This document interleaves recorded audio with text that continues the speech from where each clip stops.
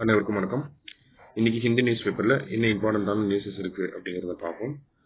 So இன்னைக்கு முக்கியமா பார்த்தோம்னா பெரிய அளவுல செய்திகள் இன்னைக்கு கம்மி தான், சரிங்களா? ஆனா முக்கியமான ஒரு செய்தி, நம்மளுடைய முன்னாள் பிரதமர் திரு மன்மோகன் சிங் அவர்கள் தவறிட்டார். ஸோ அவரை பத்தின சிறப்பான சில விஷயங்களை பத்தி நமக்கு கொடுத்திருக்காங்க. அவரை பத்தி தான் இன்னைக்கு எல்லா செய்தித்தாள்கள்லயுமே பிரதானமா பேசப்பட்டிருக்கு. முதல்ல அவரை பத்தின விஷயங்களை பார்ப்போம். என்ன அப்படின்னு பார்த்தோம்னா 1932 பிறந்தவர் தான் திரு மன்மோகன் சிங் அவர்கள். பஞ்சாப் மாகாணத்தில் பிறந்திருப்பார். 1971 இந்திய அரசாங்கத்துல எக்கனாமிக் அட்வைசரா ஜாயின் பண்ணிருப்பார், சரிங்களா? லேட்டரல் என்ட்ரி அப்பாயின்மெண்டா இருந்திருக்கும் இவரோட, சரிங்களா? அடுத்தது 1972 நமக்கு காமர்ஸ் மினிஸ்ட்ரியில ஃபர்ஸ்ட் எக்கனாமிக் அட்வைசரா இருந்திருப்பார். அடுத்து பினான்ஸ் மினிஸ்ட்ரியில எக்கனாமிக் அட்வைசரா வந்திருப்பார். 1982 அது வரைக்கும் பார்த்தோம்னா பிளானிங் கமிஷனோட மெம்பரா இருந்திருப்பார், திட்டக்குழுவோட உறுப்பினரா இருந்திருப்பார். 1982 85 வரைக்கும் பார்த்தோம்னா ஆர்பிஐ கவர்னரா இருந்திருப்பார். 85 87 வரைக்கும் பார்த்தோம்னா திட்டக்குழுவோட துணைத் தலைவராக இருந்திருப்பார், சரிங்களா?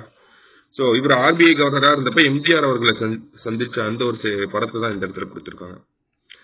பிறகு பார்த்தோம்னா 1990 என்ன ஆயிருக்கும் அப்படின்னு பார்த்தோம்னா நமக்கு பிரைம் மினிஸ்டரோட அட்வைசரா வந்திருப்பார் எக்கனாமிக்ஸ், சரிங்களா? அடுத்தது 1991 தான் என்ன ஆயிருக்கும்னா யூஜிசியோட சேர்பர்சன் அப்பாயிண்ட் பண்ணிருப்பாங்க. அதே வருஷம் தான் என்ன ஆகுது, ராஜ்யசபாவுக்கு தேர்ந்தெடுக்கப்படுகிறார் மன்மோகன் சிங் அவர்கள்.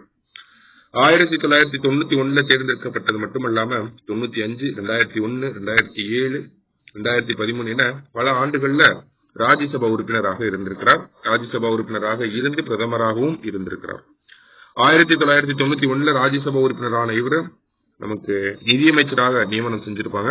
நிதியமைச்சராக இருக்கப்ப அந்த பட்ஜெட்ல தான் என்ன சொல்லியிருப்பார், இந்தியாவோட அந்த கொள்கையில பெரிய மாற்றங்களை கொண்டு எல்பிஜி ரிஃபார்ம்ஸ் அப்படிங்கறத கொண்டு வந்திருப்பார். லிபரலைசேஷன், பிரைவேடைசேஷன், குளோபலைசேஷன் அப்படின்னு சொல்லி ஃபாரின் டைரக்ட் இன்வெஸ்ட்மெண்ட் உள்ள கொண்டு வரதுக்கான எல்லா ஸ்டெப்ஸையும் எடுத்திருப்பார், சரிங்களா?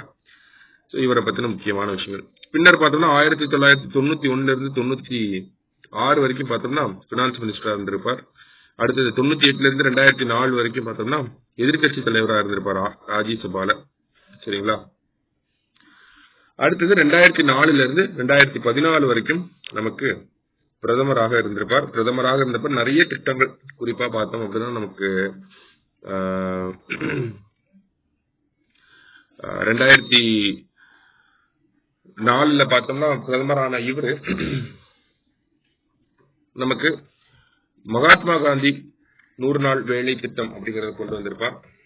அடுத்தது ரைட் டு இன்ஃபர்மேஷன் ஆக்ட் கொண்டு வந்திருப்பார் 2005. Right to education 2009, national food security act, இந்த மாதிரி பல முக்கியமான திட்டங்களையும் கொண்டு வந்திருப்பார்.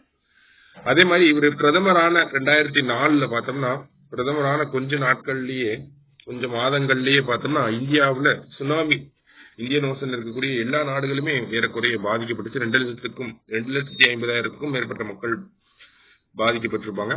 அப்ப இவரை பார்த்தோம்னா ரொம்ப அமைதியான ஒரு நபராக இருப்பார். ஆனா ரொம்ப போல்டான டெசிஷன்ஸ் எடுக்கக்கூடிய ஒரு நபராக அறியப்படுகிறார். அதை பத்தின பல இன்ஸ்டன்சஸ் தான் இந்த இடத்துல கொடுத்திருக்காங்க, சரிங்களா? இதுல எக்ஸாம் பாயிண்ட் ஆஃப் வியூல நமக்கு என்ன தேவைப்படும் அப்படிங்கறத எடுத்துக்கிட்டீங்கன்னா போதும், சரிங்களா? சோ என்னதான் சொல்லியிருக்காங்க அப்படின்னு பார்த்தோம்னா ஃபர்ஸ்ட் இந்தியா எந்த வெளிநாட்டுடைய உதவியும் வாங்காது அப்படிங்கறத சொல்லியிருப்பார் உடனே எடுத்தோடனே சுனாமி அட்டாக் ஆனோடனே. ரெண்டாவதா இந்தியா தான் எல்லா நாடுகளுக்கும் ஹெல்ப் பண்ணணும் அப்படின்னு சொல்லி உடனே ஏர்போர்ஸ், நேவி எல்லாத்தையும் துரிதப்படுத்தி நிவாரண பொருட்களோட உடனடியாக அனுப்பி இருப்பாங்க, ஓகேங்களா? 5500க்கும் மேற்பட்ட படை வீரர்கள், உணவுப் பொருட்கள் எல்லாத்தையும் எடுத்து வச்சு அனுப்பி விட்டுருப்பாங்க, ஓகேங்களா? சோ இதுதான் இந்தியாவை ஒரு நிவாரண பணிகளுக்கு முதல்ல பதிலளிக்கக்கூடிய நாடு அப்படிங்கிற ஒரு பேரை வாங்கி தந்ததுக்கு இந்த ஒரு நிகழ்வு முக்கியமான நிகழ்வு. அதான் first responder in humanitarian assistance and disaster relief அப்படின்னு சொல்லுவாங்க, ஓகேங்களா? HADR அப்படிங்கிறது humanitarian assistance and disaster relief அப்படின்னு சொல்லி சொல்லுவாங்க, சரிங்களா? வேற என்ன முக்கியமா பண்ணிருப்பாரு அப்படின்னு பார்த்தோம்னா அந்த டைம்ல மற்ற நாடுகள் யாரெல்லாம் நிவாரண பணிகள்ல இருந்தாங்க அப்படின்னு பார்த்தோம்னா ஆஸ்திரேலியா, ஜப்பான் மற்றும் அமெரிக்கா. சோ பின்னர் இந்த நாடுகள்லாம் சேர்ந்துதான் என்ன ஆகுது அப்படின்னு பார்த்தோம்னா நமக்கு இந்த குவாட் கூட்டமைப்பு அப்படின்னு சொல்லி உருவாகுது, சரிங்களா? சோ அதற்கு ஒரு அடித்தளமாக இருந்ததும் யாருன்னா இவர் தான், சரிங்களா? இந்த மாதிரி பல சிறப்பான இது ஒரு உதாரணம் தான். இந்த மாதிரி பல உதாரணங்கள் நம்ம மன்மோகன் சிங் அவர்களுக்கு சொல்லிக்கிட்டே போகலாம். அந்த அளவுக்கு இந்தியாவோட முக்கியமான தலைவராக இருந்திருப்பார். India's most educated prime minister அப்படின்னா அது மன்மோகன் சிங் அவர்கள் தான். அவருடைய இறப்பு நமக்கு ஒரு பெரிய இழப்பாக தான் இருக்கு. சரிங்களா? இன்னைக்கு முக்கியமான செய்திகளை பார்த்திருக்கோம். நன்றி.